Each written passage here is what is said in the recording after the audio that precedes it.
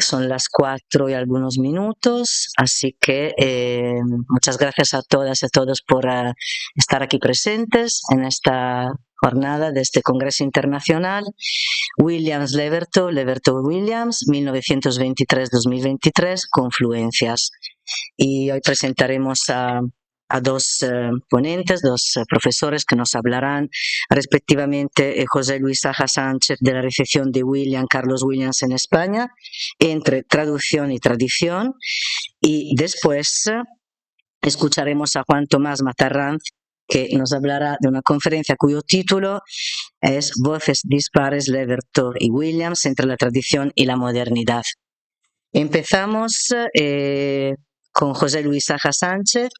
Paso a presentarle brevemente. José Luis Saja Sánchez es profesor en el Departamento de Traducción e Interpretación y Comunicación Multilingüe de la Universidad Pontificia Comillas de Madrid. Es traductor profesional y ha trabajado para el sector editorial durante 20 años.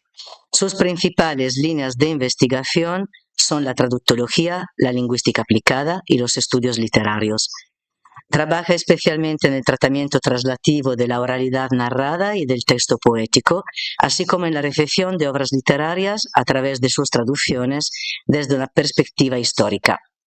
Ha publicado artículos y capítulos de libros en revistas y editoriales de prestigio internacional sobre las traducciones españolas de Francesco Petrarca, Arthur Rimbaud, Octave Mirbeau, Italo Svevo y Sherwood Anderson, entre otros autores. La conferencia, repetimos el título, la recepción de William Carlos Williams en España entre traducción y tradición. Le paso la palabra a José Luis y muchas gracias. Muchas gracias por la presentación, Valentina.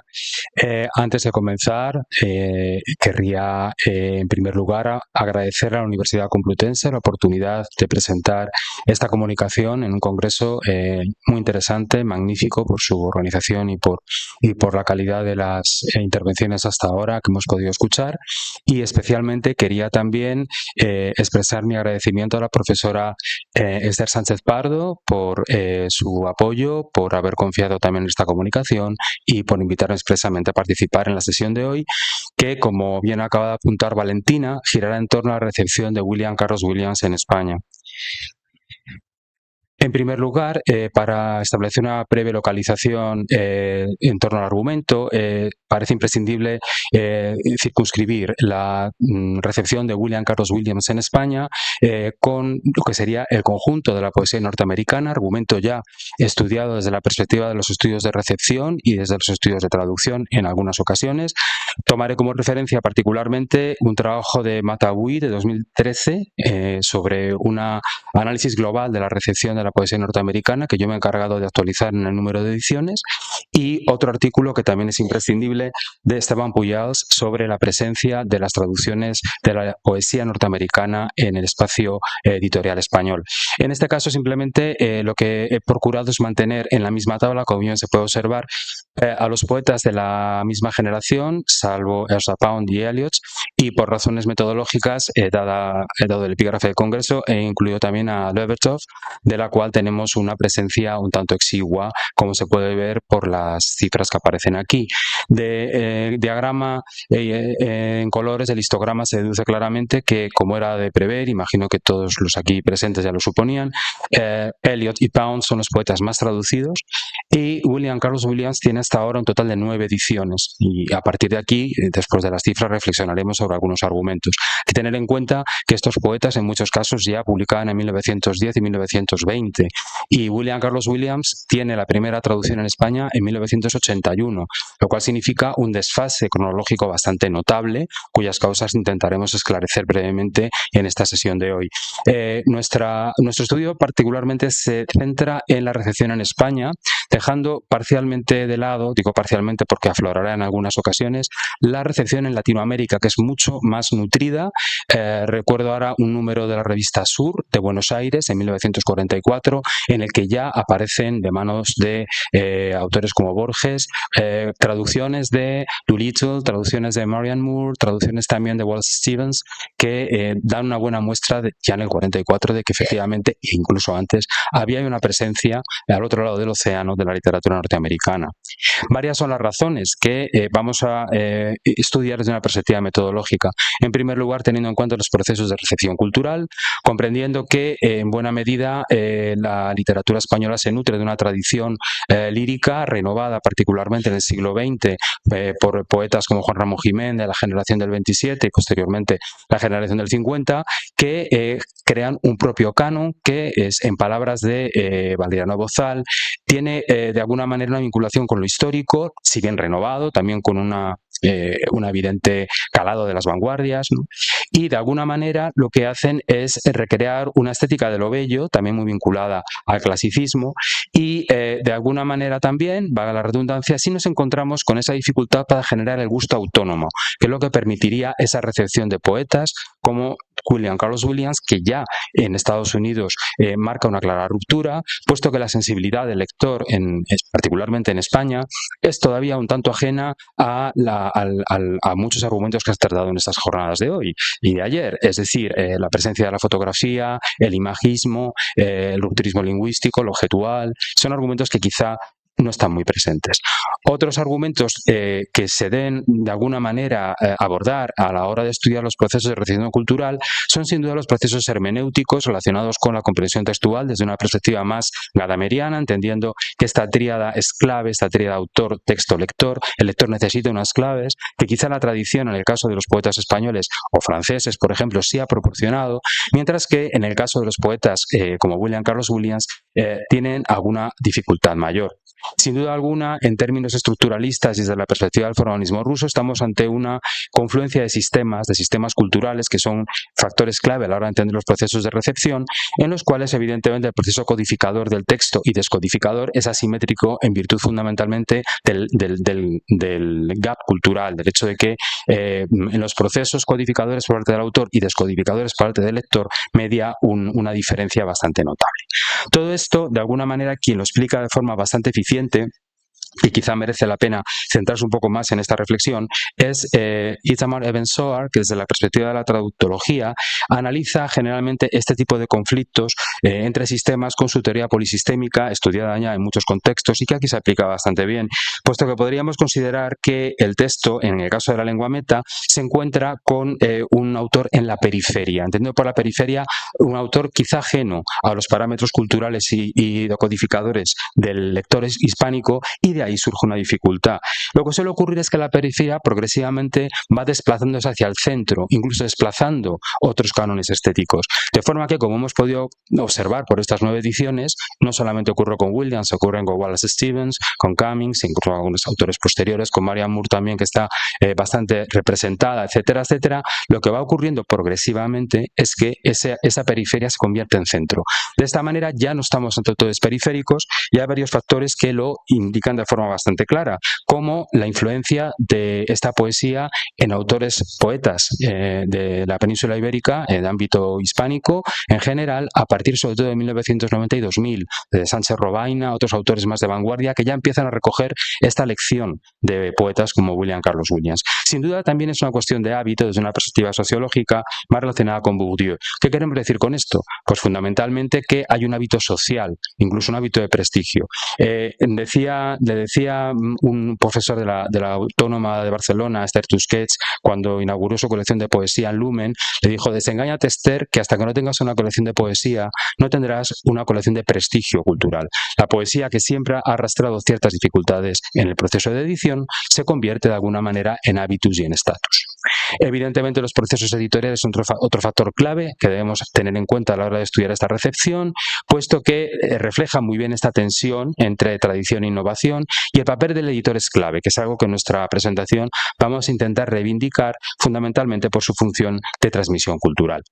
Es evidente que no podemos tampoco analizar todo este proceso de recepción sin acudir a los estudios de traducción, a la traductología, tanto a la traductología francesa como a la traductología anglosajona, que ha aportado bastante información en torno a los estudios de retraducción en los últimos años, que han crecido de forma bastante significativa. Imposible hacer aquí una recopilación bibliográfica de tantas tendencias que podrían aplicarse. Simplemente tendremos en cuenta la idea de Lawrence Venuti, que es bastante aplicable a este contexto, y es que Es frecuente que se produzcan traducciones y retraducciones de un autor cuando nos encontramos, en este caso William Carlos Williams es ejemplo, con poetas, por ejemplo en este caso, que pasan de la periferia del canon a una posición más centralizada. También hay que tener en cuenta otro factor importante en este tipo de contextos, y es el hecho de que suele haber generalmente una gran diferencia entre las primeras y las sucesivas, cosa que haremos en nuestro proceso histórico a continuación. Y evidentemente las traducciones de Williams no han tenido tiempo de envejecer por el breve lapso de tiempo que se han publicado. Estarían dentro de lo que Anthony Pym considera traducciones activas, fundamentalmente por el interés que despiertan entre los lectores, frente a las pasivas, que son aquellas que llevan ya una larga tradición editorial y han sufrido generalmente un proceso progresivo de envejecimiento. Nuestra recepción o nuestro estudio histórico de la recepción de Williams se hace desde la perspectiva editorial.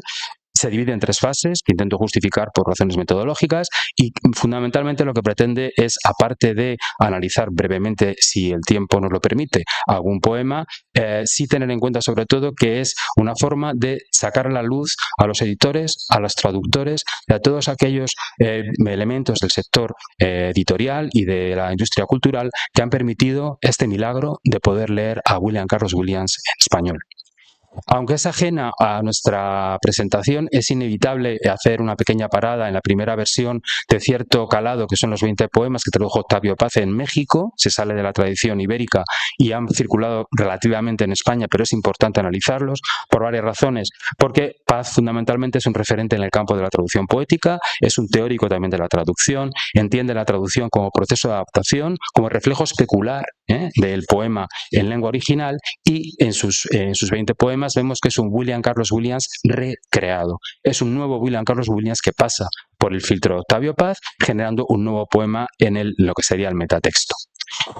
Damos un salto a la tradición ibérica y nos encontramos con la primera traducción de 1981, que es de Carmen Martín Gaite, autora literaria de prestigio en España, conocida y muy valorada en todo el sector de la cultura en España. Ha traducido numerosas obras. Centrándonos en el caso concreto de esta versión de Williams, hay que tener en cuenta que nace en la editorial Trieste, que es un empeño concretamente de Trappiello, de Fermín Zapatero, una editorial independiente, de vida muy breve, y que crea de alguna manera un tipo de libro de nicho.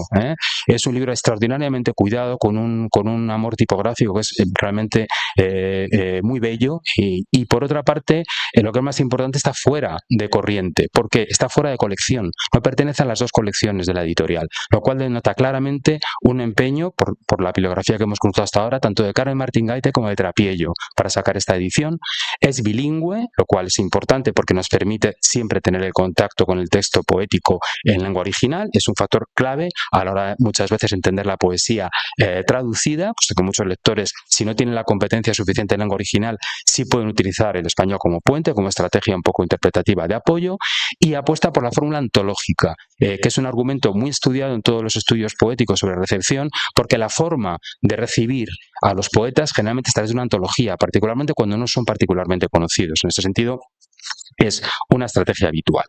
Pasamos a continuación a la siguiente antología, en este caso publicada por Visor. Ya sabemos que Visor, para quienes somos aficionados a la poesía, entendemos que es una colección sin duda de referencia con más de 1000 títulos, y bueno, hay que tener en cuenta que es una edición pequeña, de unas 60 páginas, con solo 17 poemas. Tiene una función claramente divulgativa, pues que se abre con This Is Just to Say y con The Red Wheelbarrow. Evidentemente, la idea es dar a conocer estas poesías tan emblemáticas, y es también bilingüe, lo cual pues es siempre otro factor que va en la línea de lo dicho anteriormente. Tanto Coronel Utrecho como Ernesto Cardenal son poetas. Coronel Utrecho es nicaragüense, tiene una larga tradición poética en Nicaragua y es experto también en traducción de otros poetas norteamericanos. En muy poco tiempo aparece otra versión en Visor, en 1988, 3 años después, con el título emblemático 100 poemas, Esto es significativo. Esto de los 100 poemas significa claramente que hay una intención de ampliar el abanico de la presencia de Williams en el sector, porque despierta una cierta curiosidad, y de paso comentaremos también que la versión anterior recibió malas críticas, y bien tras un análisis textual llegamos a la conclusión de que es bastante interesante, bastante digna de analizar, y no podremos hacerlo aquí por falta de tiempo. Encontramos un nuevo traductor que es Carlos Manzano, Matilde Horn. De Manzano habría que decir que es un traductor profesional, no dedicado íntegramente a la poesía, lo cual es una transformación en el tipo de traducción. Es un traductor ya de larga trayectoria y ha coronado su evolución, ni más ni menos, con la traducción de En busca del tiempo perdido y del Ulises de Joyce, con lo cual es uno de los más valorados actualmente. Valdría la pena comentar que es una edición no bilingüe, en parte por la extensión, porque son 100 poemas, con lo cual ya no hay tanto espacio, es una ausencia. Y está dividida, la antología se divide en 3 partes, lo cual pues, nos da una visión un poquito más global del autor. Y terminamos el episodio antológico comentando la versión de Juan Miguel López Merino, que apareció en Alianza Editorial y ha conocido varias ediciones. Es la antología más completa, tanto en volumen como en lo que sería el espectro poético del autor, ya que empieza con The Temperance y Al que quieres, Spring and All, y llega hasta Pictures from Regal. Prácticamente hay testimonios de toda la trayectoria del autor, lo cual hace que sea una visión bastante completa, y hay 2 elementos importantes: una introducción bastante completa en torno a Williams, información clave sobre la edición seguida para la traducción, que es un factor informativo necesario a la hora de analizar posteriormente desde una perspectiva textual los poemas traducidos, y en ese sentido aporta información valiosa. Pasamos a la segunda fase, en la que, como podemos comprobar, ya no estamos en antologías, sino en obras. Se empiezan a publicar poemarios. Indiscutiblemente no podemos no iniciar con la versión de Patterson a cargo de Margarita Ardanaz, que es un trabajo monumental, como ya se ha insistido en varias ocasiones en las sesiones de este congreso. ¿Qué podemos decir de esta obra? Fundamentalmente, aparte de la extraordinaria calidad de la introducción, que es prácticamente el mejor trabajo que yo conozca hasta ahora de Williams en España, prácticamente, el hecho de que esté publicado en Letras Universales de Ediciones Cátedra. Esto significa que Carlos Williams definitivamente no es periferia, es centro. Ya se puede considerar un clásico del siglo XX al haberse incorporado a una colección que todos conocemos como de referencia en el sector.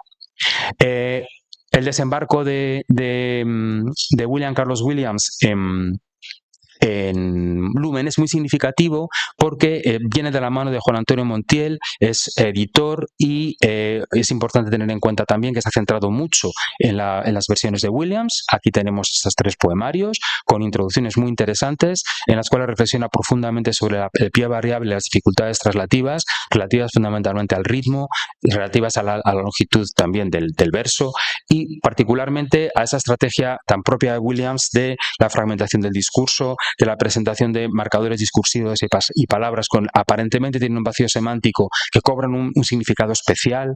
Toda la poesía de Williams, en cierta manera, tiene un elemento tipográfico clave que Montiel respeta religiosamente, con las estructuras en escalera, con la disposición tipográfica de todos los textos, y hace de ello un caballo de batalla en su trabajo como traductor. Trabaja también en el interés de Desert Music y The Photos como poemas clave en la evolución poética del autor, y se centra, como vemos, en los 3 libros finales. Concluimos nuestra visión sobre la recepción de Williams en España con la tercera fase, en la que encontramos Poesía Reunida, la empresa hasta ahora más ambiciosa, 102 poemas.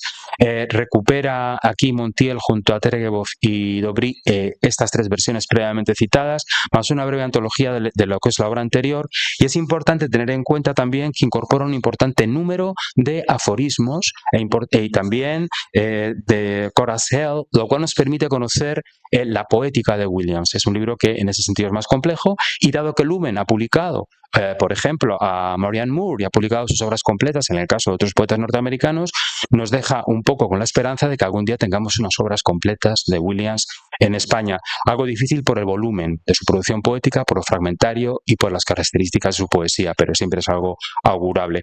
En principio, yo terminaré aquí mi presentación si Valentina considera que hay tiempo. todavía. Sí me gustaría analizar, porque parece ser que quien habla de traducción tiene que hablar de traducciones, porque si no resulta que todo parece un tanto pomposo y un tanto falso. Voy a ver simplemente un pequeño desglose analítico de dos poemas de Jos Fodo, concretamente, y de Polar Bear. En este caso he elegido concretamente la versión de Carmen Martín Gaite y la versión de Montiel, porque son la primera y la última, con la intención de ver ese recorrido de la periferia al centro del canon. La intuición cronológica ha sido relativamente efectiva, porque en este análisis, que es microanalítico, siguiendo un poco la línea, por ejemplo, de The Other Worlds de Mona Baker o algunas estrategias de los equivalencistas, sería interesante hacer luego después un análisis de unidades mayores, más de carácter fundamentalmente cultural o transversal, para ver la poética de Williams, cómo se ha reflejado en estas poesías. En unidades menores de significación, es obvio que Gaite de alguna manera reproduce cánones propios de lo que sería el centro de la estética de la tradición poética, la tradición literaria. Por ejemplo, My Sweet se convierte en Amada Mía. Tenemos que tener en cuenta el regusto poético del segmento, frente a Mi Amor, a la traducción más inmediata que nos proponen Montiel y otros colaboradores. Algo parecido podríamos decir de Qual Ranúnculo, el cual evidentemente como estrategia comparativa no deja de tener un sabor también retórico. Si bien es cierto que aquí, como siempre en traducción, se gana y se pierde, porque el segmento es mucho más breve por el cómputo silábico, con lo cual se acerca mucho más a Like a Buttercup. De alguna manera ha conseguido mantener ese aspecto.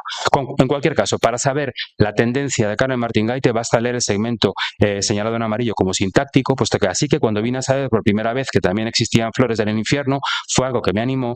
Vemos claramente el cambio de segmentación, la estructura de la subordinada temporal con una relativa posterior que obedece a la parataxis hispánica, claramente, frente a la estrategia seguida por Montiel. Así que me alegré cuando comprendí. Vemos aquí de nuevo la eficacia del pie variable y de la segmentación versificada, tan propia del mensaje de Williams, que en el caso de Montiel resulta evidente.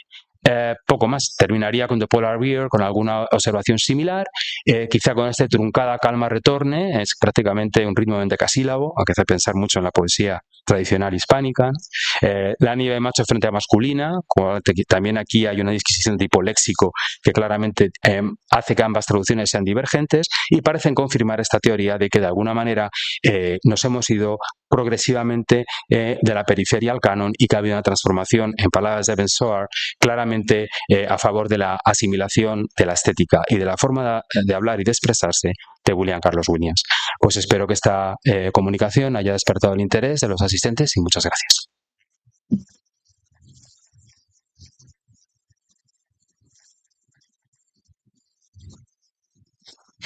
Muchísimas gracias a José Luis por la interesantísima conferencia que nos ha ofrecido.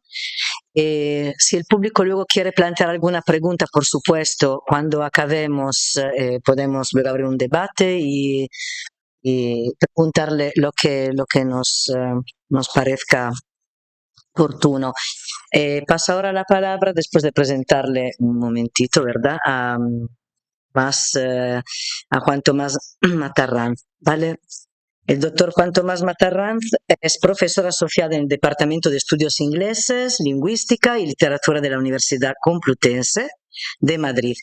Su actividad investigadora se centra en el teatro y novela inglesas, así como en la novela gráfica y la literatura transfronteriza, desde la perspectiva queer y los estudios culturales, entrándose en cuestiones identitarias, en el canon y la censura y la traductología. Doctorado en 2008 en la Universidad Complutense de Madrid con una tesis sobre producción dramática de Lawrence. Actualmente pertenece a los grupos de investigación MOV de la Universidad de Salamanca. Trabaja acerca de la expresión del evento de movimiento y al grupo Intral de la UCM sobre traducción literaria. Ha impartido docencia durante varios años en el Ministerio de Defensa y en la Universidad Europea de Madrid, y actualmente compatibiliza su actividad docente con la docencia en ESO, Bachillerato de la Comunidad de Madrid. Muy bien, ahora escucharemos a Juan Tomás con una conferencia cuyo título es Voces dispares, Levertov y Williams entre la tradición y la modernidad. Gracias, Valentina. funciona el micrófono, ¿verdad? Hay algunos que ya conocen mi voz, con lo cual no sé si saben que grito demasiado o no, así que tengo que hablar aquí. Ahora sí, perfecto. Bueno, Valentina, muchísimas gracias por la presentación, muy amable. Bastante inspiradora la presentación que ha hecho el profesor, además. Y le agradezco particularmente a él, a Valentina y la organización. Veo algunos de los organizadores también aquí, muy particularmente a la profesora Esther Sánchez Pardo. Cuando quiero mencionarla directamente. La propuesta que presento ahora tiene que ver con fundamentalmente la poesía de Denis Levertov, particularmente el uso que hace del lenguaje coloquial, en menor medida del dialecto, y lo que intento establecer es un hilo conductor desde el origen de este uso particular que hace de las formas dialectales y formas coloquiales desde el siglo XIX, desde el romanticismo. Me centro en sus primeras producciones dramáticas, iba a decir, sus primeros poemarios, Here and Now y Overland in the Islands, de finales de los 50. Son las dos producciones que hace, las dos primeras que hace en Estados Unidos, una vez que recién llegada desde Inglaterra. Levertov utiliza esta forma coloquial y dialectal no solo como una forma de adquirir en primer lugar una voz propia, como poetisa, también como forma de expresión orgánica. Nos centraremos en este organicismo en varias ocasiones a lo largo de la presentación, pero fundamentalmente lo que intento sostener es que más allá de la subjetividad que como heredera de los de William Carlos Williams y de los poetas modernistas, de esa subjetividad lo que hace es trabajar muy fundamentalmente y centrarse en una forma particular de individualismo, establecer una pequeña diferencia y al menos intentaré apuntar este hilo conductor. No sé si va a funcionar o no.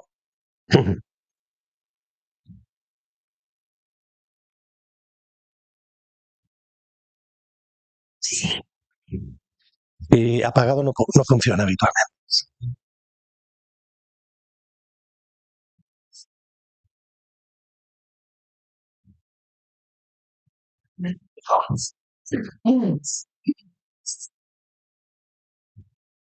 Vale, estupendo.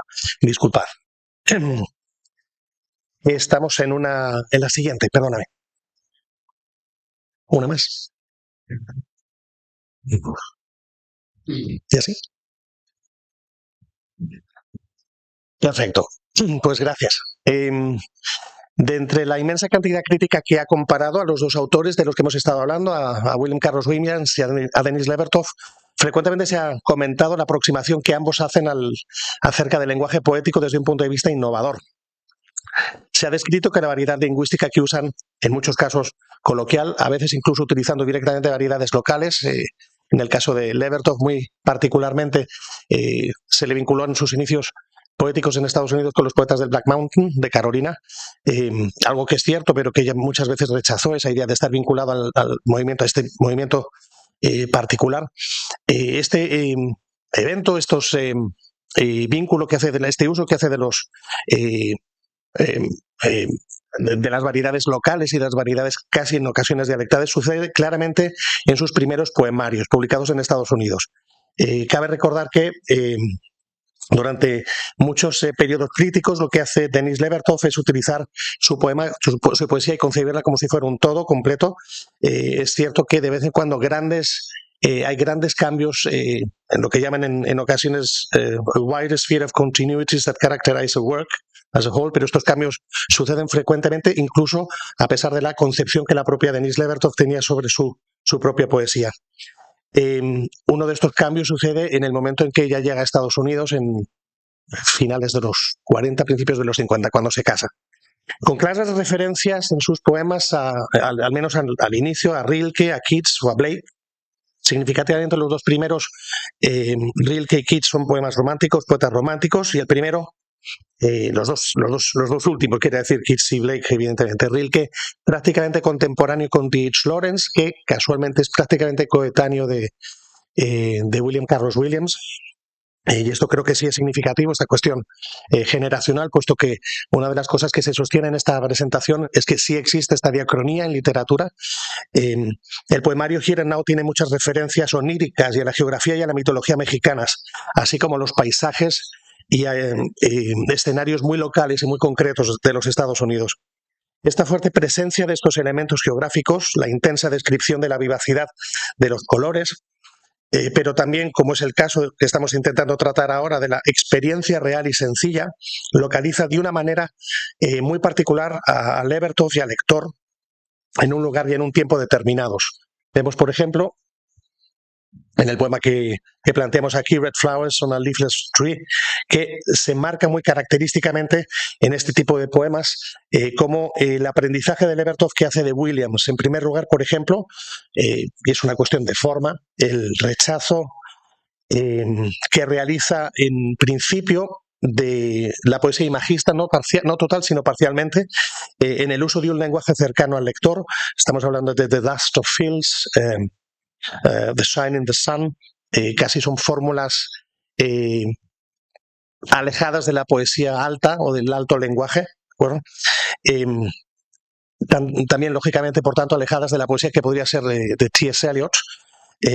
Y aún así, los primeros poemarios de Levertov contienen algunas de estas fórmulas de alta poesía, lo que se llama en ocasiones críticas, la crítica llamado alta poesía, como particularmente encontrados en el léxico y en alguna colocación alejada del habla popular.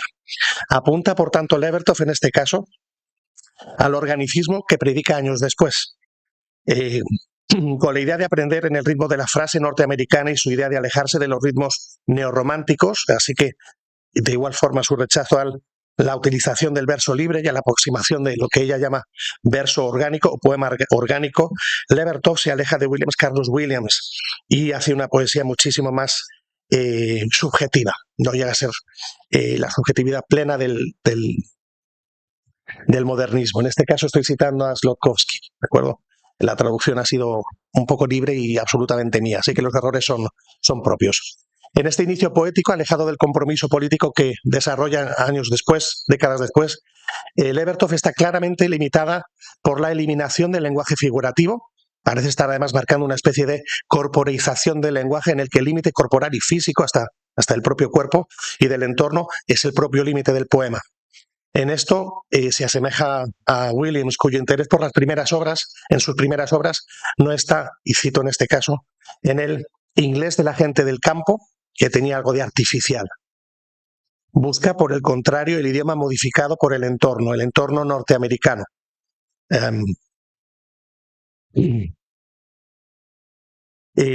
Avanzamos un momento en este caso haciendo una pequeña reflexión, este segundo punto que tratamos sobre la biografía de la propia Denis Levertov. Levertov utiliza en gran parte de su obra de forma consciente su tránsito vital, no solo al migrar primero a Estados Unidos, que refleja de una u otra forma en su obra, sino también por su ascendencia mixta, mezclada y mestiza. En cierto sentido, el hecho de que el padre fuera un judío converso al cristianismo y que ella tuviera además madre británica y viviera en Estados Unidos, así lo refleja, ¿de acuerdo? Se menciona en algún caso que el ojo más sincero pertenece hoy al inmigrante, ¿de acuerdo? Esto es posible que sea un principio para muchos escritores en lo que la nueva visión de la realidad se tiende a hacer eco en los poemas de Levertov. Parte de esta explicación del tipo del individualismo que se ha mencionado al principio tiene que ver con la tradición literaria de la que ambos poetas, Levertov y Williams, provienen. En la historia crítica literaria se suele sostener que es durante la época victoriana cuando se empieza a utilizar el dialecto en literatura más allá del aspecto costumbrista o cómico, o como de manera meramente naturalista. Será, por tanto, en el siglo XIX y quizás especialmente durante el romanticismo, según Hodgson, cuando adquieren respetabilidad y particularmente las variedades escocesa e irlandesa, siguiendo la popularidad de Walter Scott. Lógicamente, es en el romanticismo cuando esto sucede debido al gran cambio individual que supone desde la Ilustración el hecho de que se haya establecido una serie de estudios sistemáticos acerca de los dialectos locales, a diferencia de lo que sucedía en los siglos XVI, XVII y finales o mediados del XVIII. En este caso, la Ilustración fue absolutamente definitoria de qué es lo que iba a realizar el romanticismo en la utilización de dialectos locales y también de conocimientos y variedades exóticas en términos del siglo XIX. Pasa igual, evidentemente, con el uso de las formas o las variedades coloquiales de la lengua. El siglo XVIII llenó Europa de prescriptivismo, de la enciclopedia, de la academia, pero también del gusto por lo exótico y por las novedades. En este sentido, no solo era un mero prescriptivismo, como un mero descriptor para una enciclopedia, sino que se tenía la idea de que los escritores eran hacedores o constructores del idioma. Esta idea de un doble idioma también es originaria del siglo XVIII y principios del XIX, de un doble idioma con el binomio que suele conllevar el hecho de que exista un lenguaje formal, un lenguaje informal, un lenguaje alto, un lenguaje bajo, el culto y el inculto, etcétera, que se desarrolla a lo largo del siglo XIX con la siguiente formulación. The polished and fashionable modern English. Estoy citando en este caso a Hodgson, ¿de acuerdo? En el momento en que el lenguaje pulido se convierte en objeto de interés, no tanto por rechazar el lenguaje formal, sino por ver que el lenguaje o el tipo de idioma más coloquial es mucho más vivo, tiene mucho más nervio y está menos corrompido que el lenguaje formal. Levertov en este caso enfatiza en sus primeros poemarios el uso de este lenguaje coloquial y dialectal, y evidentemente con una intencionalidad poética muy clara. Por ejemplo, surge la idea del organicismo, o tiene esta idea del organicismo enfrentada no solo por el término que utiliza, sino también por la concepción que poetas, y en este caso si digo poeta, no novelista, B.H. Lawrence, acerca de la formulación de la poesía orgánica, que es radicalmente distinta en ambos escritores. Igual que en ambos casos, en el caso de Levertov y de Raymond y de William Carlos Williams y de T.H. Lawrence, se ha formulado que la dialectología tiene una auténtica presencia, en esa dialectología una auténtica presencia de residuos del romanticismo y del estilo del estudio del folk, del pueblo. Vemos que el cambio se produce cuando llegamos hacia el modernismo para encontrar una voz individual por parte del autor. Se utilizan para encontrar esta voz individual, no en un efecto distinto que tiene también que ver con la subjetividad. Es precisamente esta idea de autenticidad la que prevalece en las primeras voces de Levertov. Se termina, y cito en este caso, construyendo una intencionalidad ideológica más allá de lo meramente poético, en la que los dialectos hablados se valoran altamente, no tanto los escritos, que pertenecen mayoritariamente al género pastoral. Quizás por ello, y también de manera lógica desde el punto de vista biográfico, resulte difícil encuadrar a Levertov en algún grupo poético específico. También es cierto que ella lo rechazaba, ni se consideraba feminista ni miembro del grupo de los Black Mountain. La propia Levertov rechaza esta adscripción, y al mantener en sus inicios esta valoración del habla coloquial, recuerda lo que Lucas O'Malley nos dice, y es que en el modernismo se desarrolla como respuesta una condición fallida del poeta en la modernidad. Y cita como ejemplo a Baudelaire, quien, según Malquit, estoy citando en este caso siempre a O'Malley, provee de una alegoría a la crisis del poeta en la que se enfrenta a finales del siglo XIX y principios del XX frente a los discursos científicos y positivistas. De manera más interesante, desde el materialismo cultural, y en este caso sigo a Nick Davis, el empuje del materialismo cultural que cita Davis, el empuje del materialismo cultural británico, es que las actitudes de individualismo no son parte de una disposición humana eterna, sino que son sintomáticas de una ideología con orígenes históricos concretos, que consisten en la afirmación de Wellesley del sujeto unificado, del humanismo liberal. En este sentido, se puede entender estos primeros poemas como una forma temprana de elaboración ideológica, o bien como una opción en la que la poesía de ambos autores, de Williams en sus primeros poemas, pero muy particularmente los de Levertov, optan por una poesía que parece ser llegada del campo directamente, es decir, de una primera experiencia vivida, física incluso. Parte de las consecuencias de esta crisis del modernismo, de la figura del sujeto, en el modernismo terminan repercutiendo en el lugar desde el que los escritores escriben. Siguiendo a Malquit, creemos que al desplazarse de manera paulatina la función social del poeta, y a la vez que se deslocaliza su foco lingüístico del alto al bajo lenguaje, se abre la posibilidad de que el poeta recoja este tipo de variedades de idioma para crear su voz propia. De igual forma, se hace necesaria que esta localización sea exacta, es decir, que tenga una corporización real. Siguiendo un término polémico de Raymond Williams, the structure of feelings, la estructura de sentimiento, no se trata tanto de que el término recoja lo que son exactamente las emociones de una época determinada. De hecho, el término que utiliza Raymond Williams no lo hace. Los sentimientos, y en este caso la percepción del poeta, de la figura del poeta, son fundamentalmente sociales, así como las instituciones y prácticas colectivas que han sido objeto de la crítica histórica y lingüística. En este sentido, y quiero ir concluyendo ya, que no sé si estoy... Vale. Perfecto, pero no me entretengo mucho. ¿Vale? En este sentido debemos recordar lo que se ha mencionado previamente.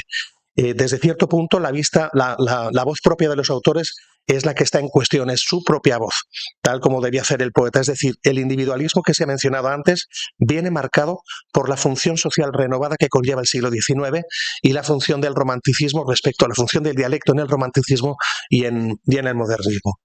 Ejemplo de ello es la contradicción aparente que existe entre la necesidad de buscar voz propia y la de asentar históricamente sus poemas.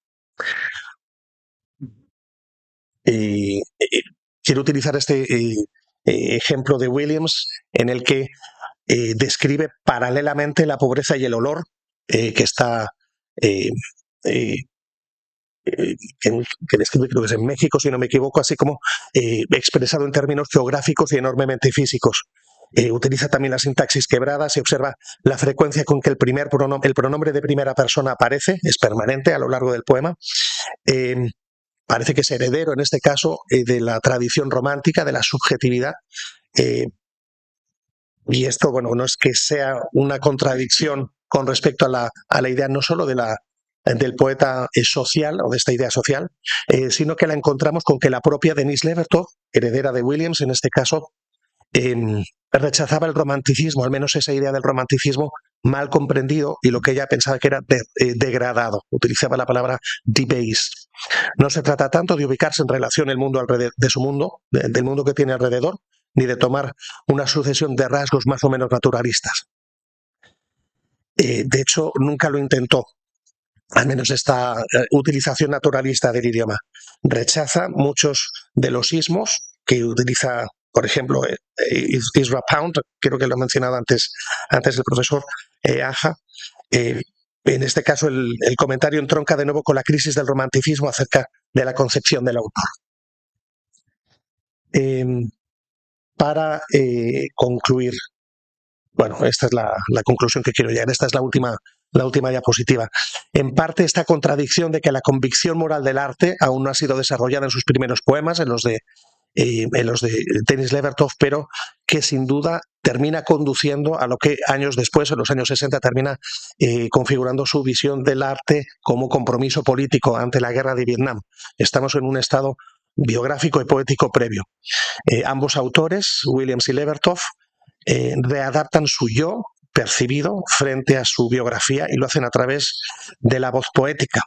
De esta forma, de igual manera que se describe frecuentemente que existen dos yoes, el yo íntimo personal que habitualmente localizamos en el corazón o en el cerebro y el yo del cual el resto de la sociedad nos indica y que nos apunta y que nos delimita y nos describe. Bueno, pues igual que existe esta doble concepción del yo, existe una autorreflexión de ambos poetas. En el caso de Levertov, heredada de Williams en cuanto a la forma poética, pero claramente entroncada con una historia literaria muy, muy específica. Con esto termino. ¿Vale? Muchísimas gracias.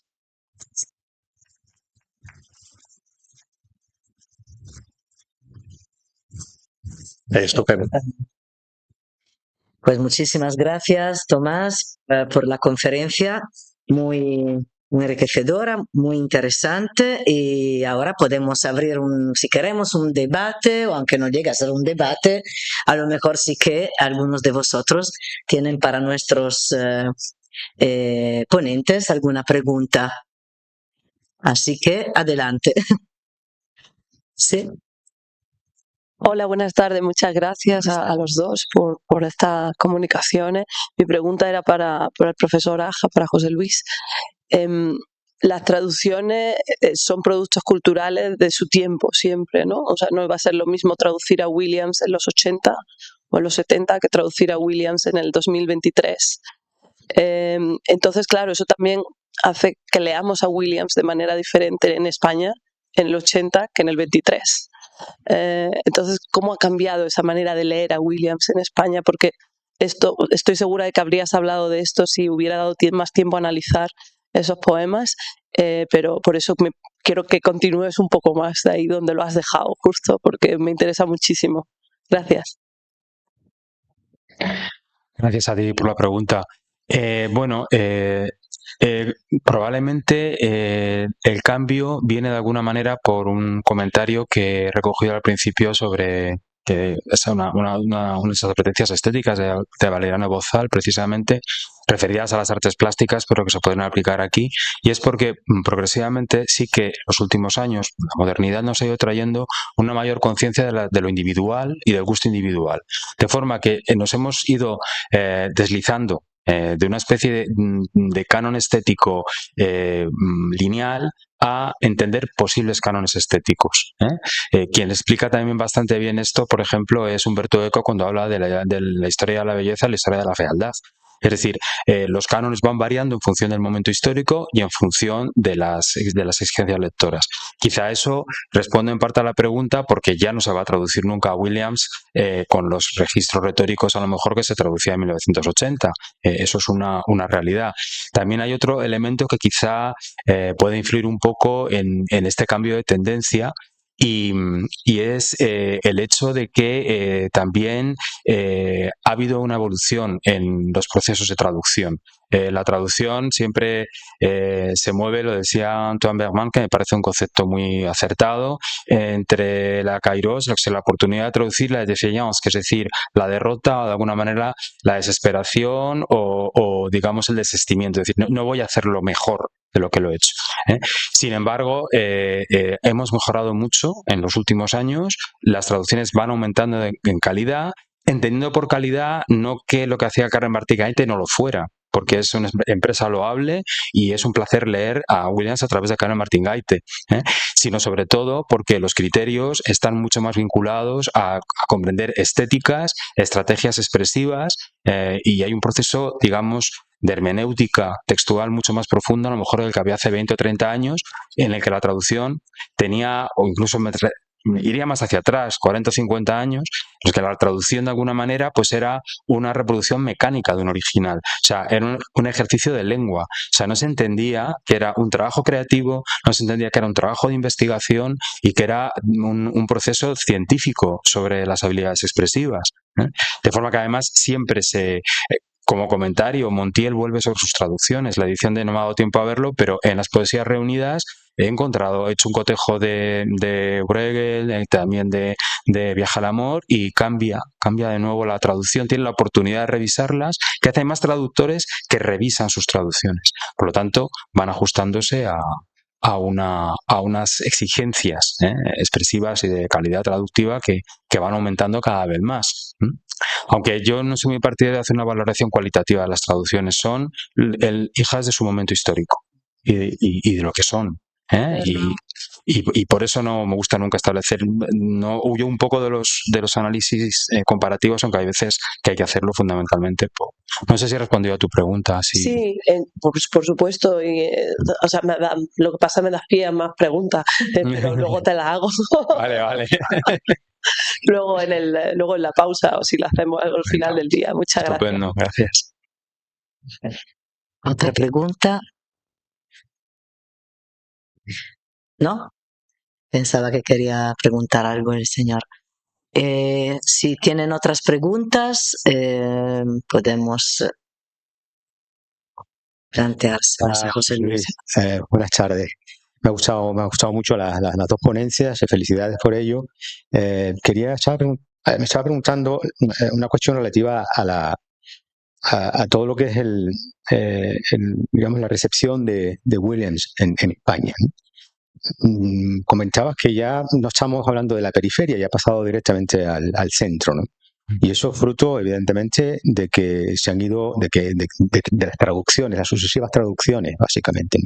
Y esas sucesivas traducciones han ido generando toda una serie de cánones estéticos, códigos culturales, etcétera, etcétera. Tú comentas que no quieres hacer valoraciones cualitativas de las traducciones.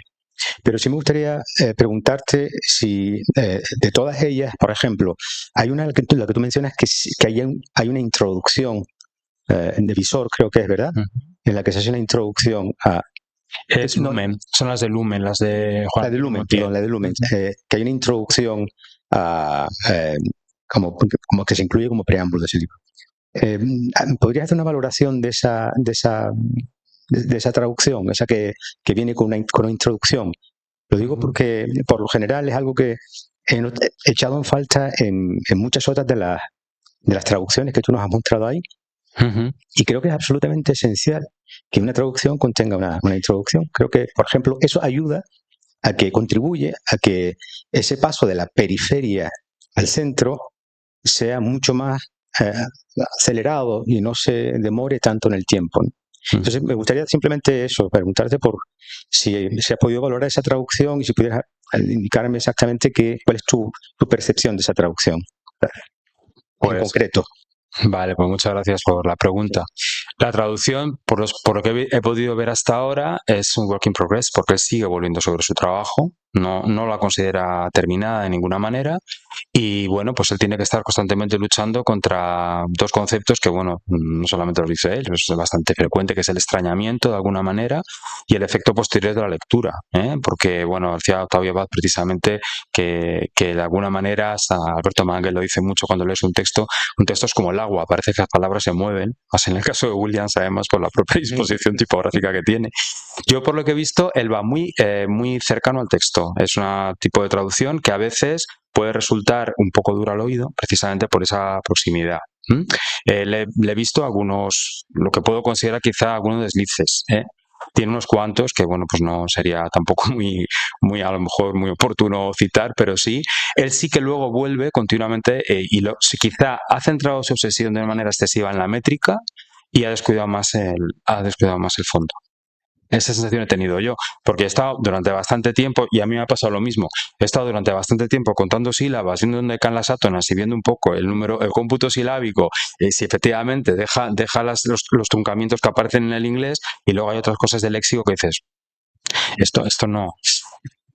Tienes esa sensación, ¿no? Desde mucha distancia, porque el inglés es mi tercera lengua de trabajo, donde yo trabajo es con francés y con italiano, no con inglés.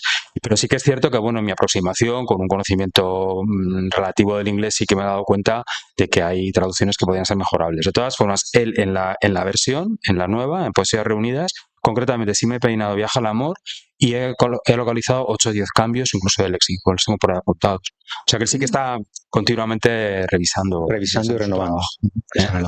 Y bueno, nunca encontraremos una traducción que nos satisfaga por completo. Entonces, pues bueno, en ese sentido, quizá como traductor, cuando tienes la historia de decir, a ver, que esto lo traduje yo, lo lees y dices, pero esto lo he traducido yo, te das cuenta de que realmente bajas un poco la expectativa. Yo lo he seguido razonablemente bien la poética de Williams. No sé si las conoces a fondo, las traducciones de Montiel. No. ¿Has tenido oportunidad de leerlas? No he tenido oportunidad por lo general. Pero bueno, lo que comentas es cierto. O sea, ahí reside lo que llamaba Ortega y Gasset la miseria y el esplendor de la traducción, ¿no? Es bastante complejo. Cierto es que es muy difícil. Hay que buscar encontrar un equilibrio. Cuando se está traduciendo en poesía entre la forma y el contenido, casi está sometido a una esquizofrenia continua como traductor. Particularmente en el caso de la poesía. Y estás haciendo sacrificios que no quieres hacer. Tienes la sensación siempre de estar transgrediendo normas que no quieres transgredir, etcétera, etcétera. Es muy complejo, pero es importante. Y además, una valoración de la traducción, tienes toda la razón, una valoración de una traducción no se puede hacer de forma así banal. Hay que hacer un estudio muy pormenorizado y luego analizar exactamente por qué se han adoptado ciertas decisiones de traducción en un contexto determinado. Lo importante es que se intente, que se traduzcan, que se conozca cada vez más a Williams en España a través de traducciones, porque evidentemente hay un público en España que no puede acceder a su obra original, y lo importante es que la obra de Williams vaya pasando cada vez más de la periferia al centro, y se instale en el centro, y haya generado ya unos cánones estéticos y unos códigos culturales que son absolutamente esenciales para ir incorporando pues, nuevos planetas a esta galaxia que es la poesía, ¿no? La poesía universal, ¿no? Muchas gracias por tu... Gracias a ti por los comentarios. Muchas gracias por estas preguntas tan pertinentes. No sé si alguien más quiere preguntar algo a Tomás o otra vez a José Luis. Tenemos aún unos minutitos, no muchos, pero bueno, podemos.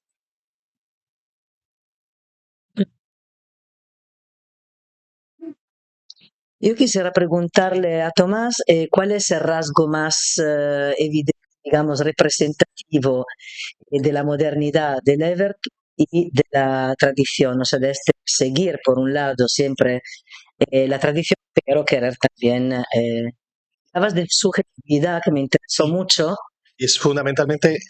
Eso me gustaría un poquito andar más, si puede ser. A lo mejor las has explicado ya. Sí, no, pero de hecho no sé si lo he explicado o no, y si lo he hecho, evidentemente ha sido muy mal.